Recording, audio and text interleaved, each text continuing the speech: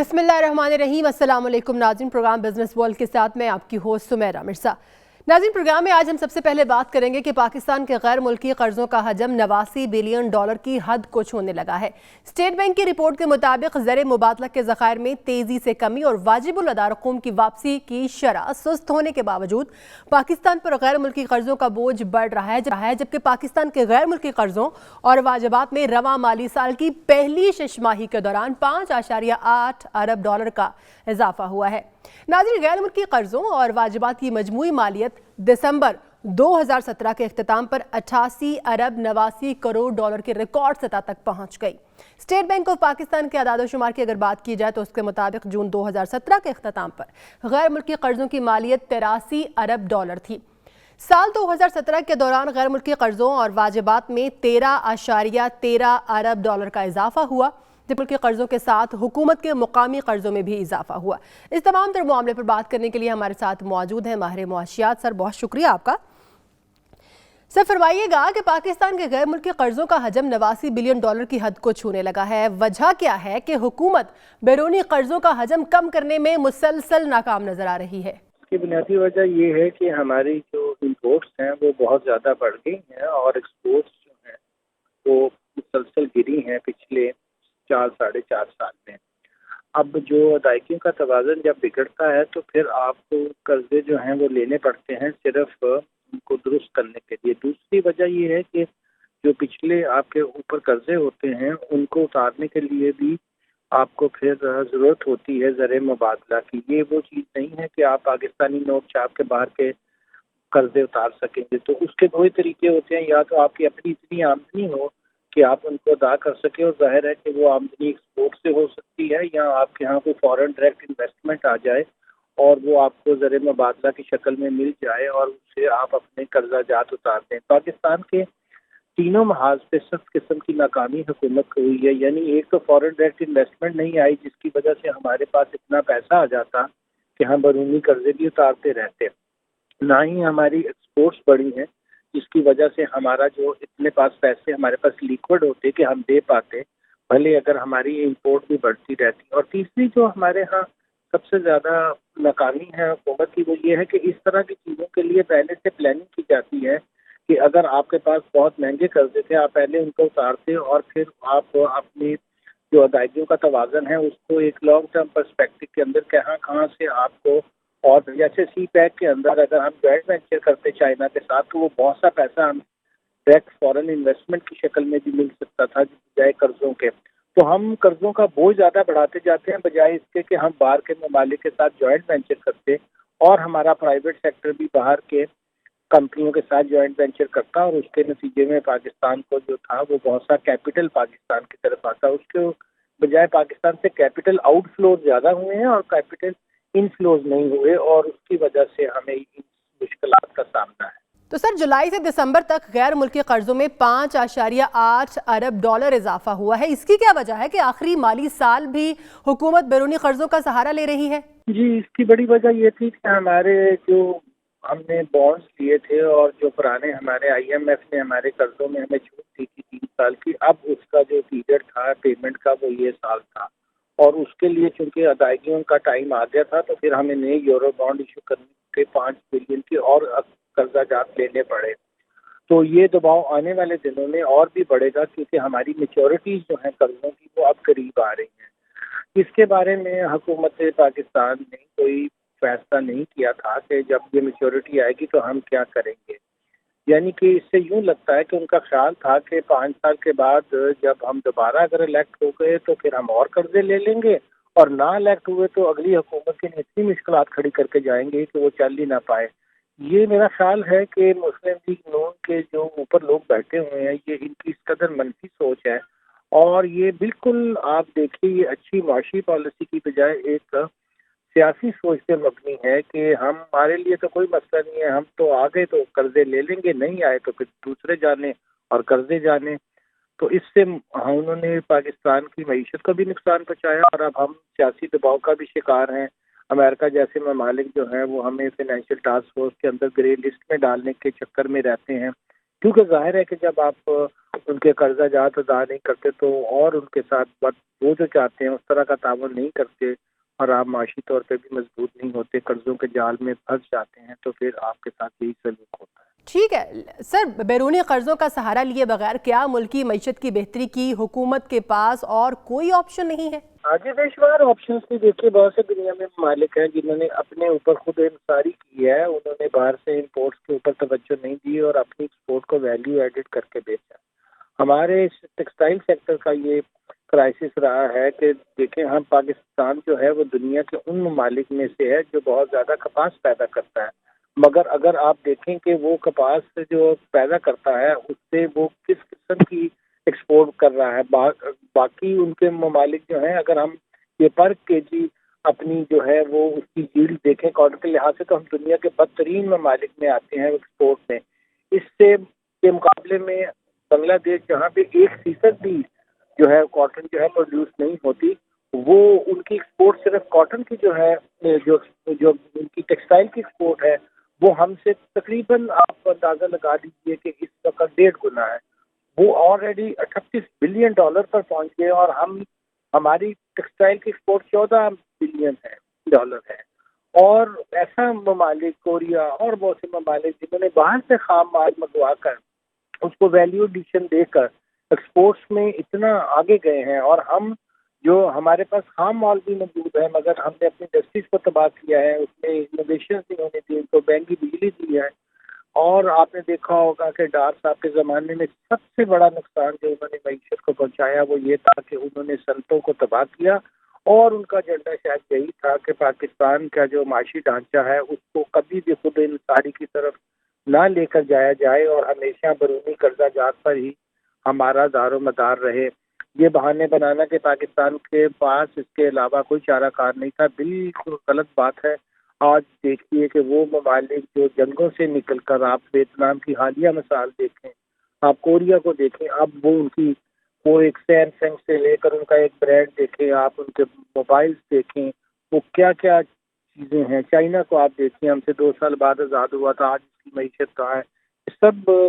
اگر آپ کی انڈسٹری صحیح کام کرے تو آپ اتنی ایکسپورٹ کر سکتے ہیں کہ آپ کو اس طرح کے قرضوں کی ضرورت نہیں پڑے۔ تو سر، موجودہ حکومت کی مدت تو مکمل ہونے کے قریب ہے، مگر آنے والی حکومت کے لیے کیا یہ آسان ہوگا کہ وہ بیرونی قرضوں کا بوجھ اتار سکے؟ جی میرا نہیں خیال، کیونکہ دیکھیے جب آپ ایک دفعہ اس طرح کے دلدل میں پھنس جاتے ہیں تو پھر آپ کو بہت ہی زیادہ ایفرٹ کرنی پڑتی ہے اس سے باہر نکلنے کے لیے۔ خرابی تو آپ 4-5 سال میں کر لیتے ہیں، مگر اس سے نکلنے کے لیے پھر آپ کو 25-30 سال لگ جاتے ہیں۔ مگر اس کے باوجود جو ایک بہت بڑی چیز ہمیں بچا سکتی ہے اور ہماری معیشت کو دوبارہ اس میں ڈال سکتی ہے، وہ ہمارے پاس بہت بڑی کوسٹل لائن ہے۔ وہاں اگر بلو اکانومی کا آغاز ہو جائے اور چائنا جو ہے وہ ہمیں وہاں سے ایک بہت بڑی جو انوویشن ہو سکتی ہے وہ یہ ہے کہ ہماری کوسٹل لائن سے ہماری معیشت کو اگر جائے تو، اور وہاں سے ریلوے لائن کراچی سے ہوتی ہوئی ہمارے لاہور اور پشاور تک جائے، اس گڈس کے اور تجارت کے ذریعے سے ہم بہت پیسہ کما سکتے ہیں، راہداری دے کر باہر کے ملکوں سے ہم بہت پیسہ لے سکتے ہیں، اور اپنی معیشت کو بھی دوبارہ سے چینیوں کا، کیونکہ یہاں انٹرسٹ ہوگا، وہ بھی بہت سا پیسہ ان کی پرائیویٹ، یہ تو منصوبے جو بھی بجلی سے ریلیٹڈ ہیں، انرجی سے ریلیٹڈ ہیں، اس کے بعد جب وہ دوسری چیزوں میں آئیں گے، صنعتوں میں آئیں گے، پیداوار میں آئیں گے، سروس پرووائڈر کے طور پر اور بھی، تو پھر اس سے اور بھی ممالک کے انویسٹرز کا حوصلہ بڑھے گا کہ اگر یہ بات چائنا کر سکتا ہے تو ہم بھی کر سکتے ہیں۔ جب پروفٹ نظر آئے اور اسٹیبلٹی ہو تو پھر دنیا کا کیپٹل آپ کی طرف موو کرتا ہے۔ تو میں سمجھتا ہوں کہ آنے والے 5-6 سال میں اگر ہم نے سیاسی طور پر اپنے آپ کو انسرٹینٹی سے نکالا تو پھر یقینی طور پر معاشی طور پر بھی ہم آگے جانے میں کامیاب ہو سکیں گے۔ تو سر، بیرونی قرضوں سے نجات کے لیے یہ ضروری ہے کہ حکومت برآمدات میں اضافہ کرے، مگر کیا وجہ ہے کہ 4 سالوں میں حکومت برآمدات میں اضافہ ہی نہیں کر پائی ہے؟ اس کی وجہ یہ تھی کہ پاکستان کے جو معاشی ڈھانچہ تھا اس کے اندر سب سے بڑی ریڑھ کی ہڈی جو ہے وہ یہ ہوتی ہے کہ آپ اپنی صنعت کو دنیا کے جو باقی ممالک ہیں اس میں جو مقابلہ ہے اس میں آپ کی لاگت کم ہو۔ دوسرا یہ کہ آپ کے پروڈکٹس جو ہیں وہ ایسی ہوں کہ جس کو دیکھ کر دنیا کہے کہ یہ انوویٹو ہیں۔ تیسرا یہ ہوتا ہے کہ آپ نے ورلڈ مارکیٹس کے اندر مارکیٹنگ بھی صحیح کرنی ہوتی ہے. ان تینوں محاذوں میں ہم کامیاب نہیں ہوئے. نہ ہم نے اپنی ایکسپورٹس کو ڈائیورسیفائی کیا ہے، نہ ہمارے پاس کوئی اسکلڈ ہیومن لیبر تھی. اب اگر آپ بہت اچھی مشینری منگوا بھی لیں سیالکوٹ میں اور یہ چاہیں کہ ہم دنیا کے اندر وہ والی چیزیں بنائیں اسپورٹس کی جو وہاں چاہیے، تو مشینری اگر ہم لے بھی آئیں گے تو اس کو چلائے گا کون؟ تو ہم نے سوچا نہیں کہ دنیا میں جس طرح رفتار سے ترقی ہو رہی تھی، انوویشنز ہو رہی تھی اور جدت لائی جا رہی تھی، اس میں چونکہ ہم نے کسی قسم کی کوشش نہیں کی اور اس کا نقصان ہمیں یہ ہوا کہ ہماری ایکسپورٹس جو تھیں وہ ایک محدود ہو کر رہ گئیں کہ ہم نے ٹیکسٹائل میں بس زیادہ سے زیادہ ویلیو ایڈ کیے بغیر اس کو اور شکل میں نہیں بیچا. مثلا گارمنٹس کو اگر آپ ڈیزائن کر کے بیچیں تو وہی جو گارمنٹس ہیں وہ دنیا میں آپ کو بہت پیسہ دیتے ہیں، مگر آپ صرف اگر بیڈ شیٹس ہی بنا کے بیچتے رہیں تو پھر آپ وہ والی قیمت حاصل نہیں کر پاتے جو آپ کو دنیا میں اور ممالک حاصل کرتے ہوئے نظر آتے ہیں. ہمارے پاس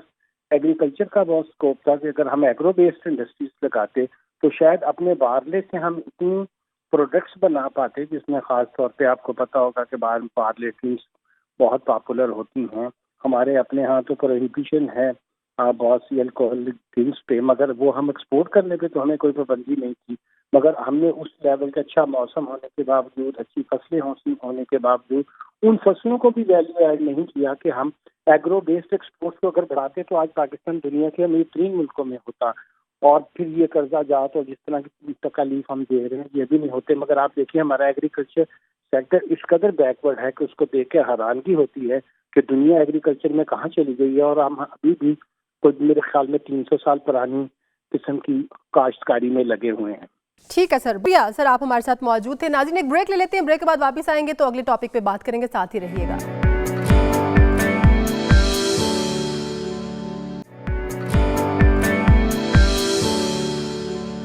ویلکم بیک ناظرین. بات کرتے ہیں کہ عالمی بینک کے کنٹری ڈائریکٹر پیچاموتو آئلانگو نے کہا ہے کہ پاکستان کو سالانہ 20 سے 30 لاکھ افراد کے لیے روزگار کے نئے مواقع پیدا کرنے کی اشد ضرورت ہے، جس کے لیے نجی شعبے کی جانب سے ملک میں بڑی سرمایہ کاری کے ساتھ پاکستان کو سالانہ 8% کی شرح سے ترقی کرنا ہوگی. سست رفتار سرگرمیوں سے ملک متاثر ہوگا، لہٰذا سرگرمیوں کی رفتار کو تیز کرنے کے لیے ہمیں نجی شعبے کی حوصلہ افزائی کرنا ہوگی اور ساتھ ہی ساتھ اصلاحی عمل کے ذریعے انہیں تیز رفتار سہولتیں بھی فراہم کرنا ہوں گی. ناظرین انہوں نے مزید کہا ہے کہ ٹیکنالوجی سولوشنز کے استعمال کو فروغ دیا جائے، صرف